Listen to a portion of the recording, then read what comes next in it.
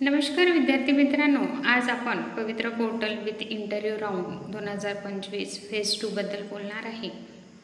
विषय असा आहे की बरेचसे कमेंट्स मला येत आहे की मॅडम फलटण इथे आमचा इंटरव्ह्यू आहे किंवा आम्हाला तिथून इंटरव्ह्यू कॉल आलेले आहे, तर तुमचा इंटरव्ह्यू तिथं होता का, तुम्ही तिथे गेल्या का, तिथं पैशाची मागणी होतात का, कशा प्रकारे इंटरव्ह्यू घेतात। तर हो, मला फेज फर्स्टमध्ये फलटणचे education society through interview call आला होता आणि मी तिथे इंटरव्ह्यू द्यायला गेले होते आणि तुम्ही माझ्या चॅनलवर बघितलेच असेल, तिथलचा व्हिडिओ पण मी अपलोड केलेला आहे। तर बघा विद्यार्थी मित्रांनो, फर्स्ट फेजमध्ये मी जॉईन झालेले आहे आणि फलटण एज्युकेशनचा एक्सपिरियन्स माझा खूप चांगला होता आणि त्याच्याबद्दल मला तुम्हाला सांगायचं आहे की बघा मित्रांनो, फलटण एज्युकेशन सोसायटी थ्रू मला कॉल आले होता। त्याच्यानंतर त्यांनी मला प्रॉपरली ईमेल पण पाठवला आणि इंटरव्ह्यू कॉल लेटर पण माझ्या घरी आला होता। पण फलटणबद्दल मी पहिल्यांदाच ऐकलं होतं, मला माहीत नव्हतं की फलटण कुठे आहे, कसं जायचं असते आणि काय करायला पाहिजे हे मला माहीत नव्हतं। मग मला पोर्टलवरच फलटण सोसायटीचा संचालकांचा नंबर मिळाला पोर्टलवर। मग त्या नंबरवर मी कॉल केला, मी त्यांच्याशी बोलले की सर फलटणला मी कसं येऊ शकते, तुम्ही मला सांगू शकता का, किंवा माझा फलटणचा ज्या दिवशी इंटरव्ह्यू होता, म्हणजे हे बघा माझा इंटरव्ह्यू 23ला होता आणि 23लाच माझ्या दुसरीकडे पण इंटरव्ह्यू होता। तर मला प्रॉब्लेम होता की एकाच दिवशी मी 2 जागी कसं पोहोचणार, म्हणून मग मी त्यांना विचारलं की मी नंतर इंटरव्ह्यू द्यायला येऊ शकतो का। तर त्यांनी मला स्पष्ट नकार दिला की नाही मॅडम, याच दिवशी आम्ही इंटरव्ह्यू फर्स्टली इंटरव्ह्यू कंडक्ट नव्हतं केलं। त्यांनी मला सांगितलं की मॅडम पुन्हा थ्रू तुम्ही फलटणला पोहोचू शकता, या वेळी तुम्ही या, असं या, त्यांनी मला सांगितलं। सगळं कन्व्हर्सेशन इंग्लिशमध्ये होतं, मराठीमध्ये ते बोलले नाहीत माझ्याशी, इंग्लिशमध्येच सगळं सांगितलं त्यांनी।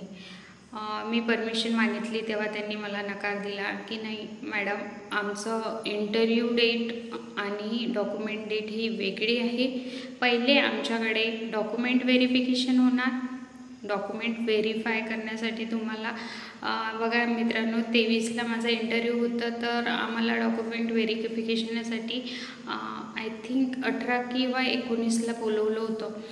तर आधी तुम्हाला डॉक्युमेंट व्हेरिफिकेशनसाठी यावं लागेल, त्यानंतर प्रॉपरली तुम्हाला इंटरव्ह्यूसाठी ईमेल मिळेल, तेव्हा तुम्ही इंटरव्ह्यूला जा।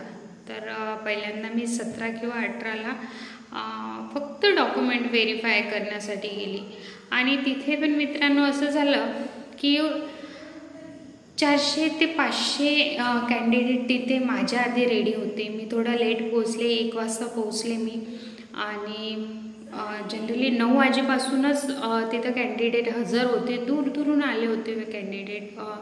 त्यांचं पॅटर्न खूप चांगलं होतं, त्यांनी सगळ्यांना टोकन दिले होते आणि सब्जेक्ट वाईज टोकन दिले होते, नंबर दिले होते आणि त्यांनी ओरिजिनल तर व्हेरीफाय केले, पहिले ओरिजिनल व्हेरीफाय केले, त्याच्यानंतर 2 सेट घेतले आमच्याकडून डॉक्युमेंट्सचे, झेरॉक्सचे विथ अटेस्टेड असले पाहिजे असे 2 झेरॉक्स, 2 फोटो, हे त्यांनी सगळं चेक केलं व्यवस्थितरित्या। जे तुम्हाला बाहेर मी माझ्या याच्यात तुम्ही व्हिडिओ बघा माझ्या चॅनलवर, तिथे जेवढे तो डॉक्युमेंट व्हेरिफिकेशनचाच व्हिडिओ आहे, ज्या दिवशी मी डॉक्युमेंट व्हेरिफिकेशन, मोठ्या प्रमाणात तिथं कॅन्डिडेट उपस्थित होते सगळ्या सब्जेक्टसाठी आणि सगळे तिथे इंटरव्ह्यू द्यायला आले होते। त्यानंतर मग डॉक्युमेंट व्हेरिफिकेशन झालं मित्रांनो आणि त्यानंतर मग आम्हाला त्यांनी सब्जेक्ट वाईज डेट दिल्या की या सब्जेक्टला या दिवशी या सब्जेक्ट्सचे इंटरव्ह्यू घेण्यात आले। तर आमचं इंटरव्ह्यू होतं 23ला सायन्सचं, मी सायन्ससाठीच अप्लाय केलं होतं, तर सायन्सचा इंटरव्ह्यू 23ला होता. तर मी इंटरव्ह्यू द्यायला तिथे गेले मित्रांनो. इंटरव्ह्यू द्यायल्याच्या नंतर बी सिस्टमॅटिक सगळ्या गोष्टी होत्या. मीन्स कॅन्डिडेटची डिटेल्स, कॅन्डिडेटची सगळी इन्फॉर्मेशन त्यांच्याकडे होती. त्यांच्या सिस्टीमच लावलेल्या होत्या आणि तिथलचे टीचर्स जे होते ते होते तिथं आणि प्रॉपरली त्यांनी सगळ्या गोष्टी चेक केल्या आणि त्यानंतर इंटरव्ह्यूसाठी वरतं पाठवलं गेलं आम्हाला आणि 10 ते 12 लोकांना 1 बाय 1 त्यांनी पाठवलं इंटरव्ह्यूसाठी. मित्रांनो, पूर्ण पॅनल तयार असतात तिथं आणि खूप एक्सपिरियन्स लोक तिथे प्रेझेंट असतात. पूर्ण पॅनल तयार असतो आणि मोठे मोठे लोक आणि खूप ज्ञानी लोक तिथं आहेत आणि खूप चांगल्या प्रकारे म्हणजे आपल्याला खूप कम्फर्टेबल फील करून देतात. ते एवढे मोठे असून, आपल्याहून एजने एवढे मोठे असून पण एकदम व्यवस्थितरित्या आपल्याशी कन्व्हर्सेशन करतात. पण मित्रांनो, क्वेश्चन आन्सर प्रॉपरलीच विचारतात. डॉक्युमेंटमध्ये पण सगळ्या गोष्टी त्यांना व्यवस्थित लागतं. A to Z चेक करतात ते, नावापासून सगळ्या. तुमच्या मार्कशीट चेक करणार, तुमची TC चेक करणार, तुमचे कास्ट सर्टिफिकेट चेक करणार. त्याच्यानंतर व्हेरिफिकेशन मिळतं तुम्हाला. काही कमी असलं ते मेन्शन करतात त्याच्यावर. त्यांच्याकडे 2-2, 3-3 याची झेरॉक्स असते आपले आणि आपल्या नावापुढे मग काही जर कमी असेल तर मग तिथे मेन्शन करते की ह्यांनी हे सबमिट केलेलं नाही आहे. इंटरव्ह्यू झाला माझा आणि इंटरव्ह्यू दिला. त्यानंतर मग आम्हाला पाठवलं गेलं डेमोसाठी. डेमो दुसऱ्या बिल्डिंगमध्ये अरेंज केले होते आणि क्लासेसमध्येच अरेंज केले होते. मला त्यांनी 12वीवर डेमो घ्यायला सांगितला. ॲज युज्युअल जसं मी तुम्हाला लेसन प्लॅन काढले होते, मी लेसन प्लॅन काढून नेला होता. त्याच्यानंतर शैक्षणिक साहित्य मी घेऊन गेले होते. बरेच लोक विचारतात की मॅडम पाठ टाचन न्यावं लागतं का? बघा मित्रांनो, पाठ टाचन ते जरी मागत नसेल तर हा पॅटर्नच असतो की जेव्हा तुम्ही शिकवायला जाता तेव्हा तुमचं टाचन तयार असलं पाहिजे. आता तुम्ही सगळे वर्किंग असाल, तुम्हाला माहीत असेल की डेली लेसन प्लॅन आपल्याला काढायचं आहे. जरी संस्था आपल्याला मागत नसेल तरी आपल्याला त्यांच्या हातात द्यायचा असतो की हे माझं पाठ टाचन आहे, या प्रकारे मी शिकवणार आहे. आणि ते जे मॅनेजमेंट असते ते पॅनल मग त्या नोटबुकवरून, त्या लेसन प्लॅनवरून त्यांना आयडिया क्लिअर होऊन जाते की हे कोणता टॉपिक शिकवणार आहे, कोणत्या पद्धतीनं शिकवणार आहे. मग इथं अर्धं काम आपलं इथेच होऊन जातं. राहिली भाषा विषयामध्ये तुम्ही पुस्तक वापरू शकता, पण अदर सब्जेक्टमध्ये बिलकुलच पुस्तकाला हात लावायचा नाही. खूप बॅड इम्प्रेशन पडतो मित्रांनो. आणि जसं मी लेसन प्लॅन एक्सप्लेन केलं आहे त्याच प्रकारे तुम्हाला ते तयार करायचं आहे.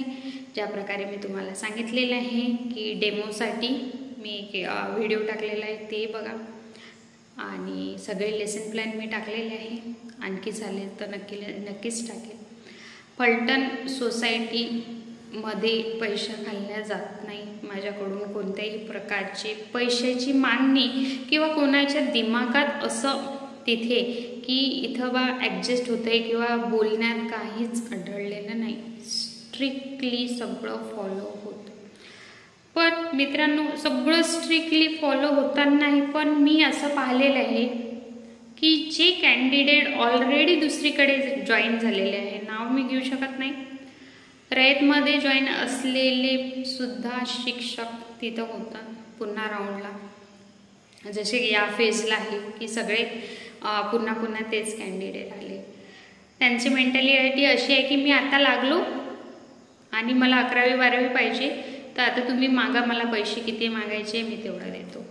कॅन्डिडेटचीच ही चूक आहे. संस्थेची तर असतेच, पण कॅन्डिडेट की मी डायरेक्ट जाते आणि बोलते पैशाचं काय सांगा तुम्ही. ह्या गोष्टी खरंच चुकीच्या आहे. अशा मेंटॅलिटीनं जाणे पण चुकीचं आहे. मी मान्य करते काही संस्था असते, पण मला तरी माझ्या एक्सपिरियन्सनुसार फलटण एज्युकेशन तशी नाही आहे. फलटण एज्युकेशनमध्ये सगळ्या गोष्टी सिस्टमॅटिक होतात. पैशाबद्दल कोणीच तिथं काही बोललेलं नाही. प्रॉपरली इंटरव्ह्यू झाला, प्रॉपर डॉक्युमेंट व्हेरिफिकेशन झाला आणि प्रॉपर माझा इंटरव्ह्यू पण झाला. तिथला एक्सपिरियन्स आणि खरंच ती जी संस्था आहे खूप चांगली आहे मित्रांनो. जर तुमचं एका मॅडमचं मला मेसेज आलेलं आहे की तिथे माझा डेमो म्हणजे इंटरव्ह्यू आहे, तुमचा पण तिथं होतं का? हो, माझं फर्स्ट फेजमध्ये होतं. आणि खरंच खूप छान एक्सपिरियन्स आहे. पण मी दुसऱ्या डिस्ट्रिक्टमधली आहे आणि फलटण मला खूप लांब झाला. सातारा जिल्हा मी कधी बघितला नाही किंवा तिकडे गेलीसुद्धा नाही. आणि जनरली मला खूप दूरचे प्रेफरन्स आले होते, तर मला खूप सफर करायचं काम पडलं. आणि फलटण एक त्याच्यातलीच की ही खूप लांब झाली, तिकडचं काही आपल्याला माहीत नाही. अशा प्रकारे झालं. रिझल्ट त्यांनी कोणाला सिलेक्ट केलं, काय सिलेक्ट केलं, मला म्हणजे तिकडे जाण्याची मेंटॅलिटीच नव्हती, तर मी तो प्रयत्नच केला नाही. बस इंटरव्ह्यू माझ्यानुसार मी इंटरव्ह्यू दिला, माझ्यानुसार मी प्रयत्न केला. जिथं मला व्यवस्थित वाटलं, जिथं मला वाटलं की आता मला इथं जॉईन व्हायला पाहिजे, सगळ्या गोष्टी घडून आल्या, तिथं मी माझा निर्णय घेतला. आणि सगळ्यात महत्त्वाची गोष्ट मित्रांनो, तुमची मेंटॅलिटी असते, पॉझिटिव्ह मेंटॅलिटी ठेवा. आपल्यात काही चूक दिसली नाही पाहिजे, 100% ते हेच मी म्हणते तुम्हाला. पैसे किती लागतात, काय लागतात ते दुय्यम गोष्टी आहे, किंवा देऊच नका असं मी म्हणते. कशाला? आणि खूप सारे कॅन्डिडेट असे आहे की पैसे घेऊन बसलेले आहे, त्यामुळे जे जेन्युइन लोक असते त्यांचं नुकसान होतं. तर हे आहे सगळं अनुभव माझं फलटण एज्युकेशनचं. जर तुम्हाला आवडलं असेल तर लाईक करा, शेअर पण करा ज्यांचं फलटणला आलं असेल इंटरव्ह्यूसाठी, आणि सबस्क्राईब करा माझ्या चॅनलला. धन्यवाद विद्यार्थी मित्रांनो.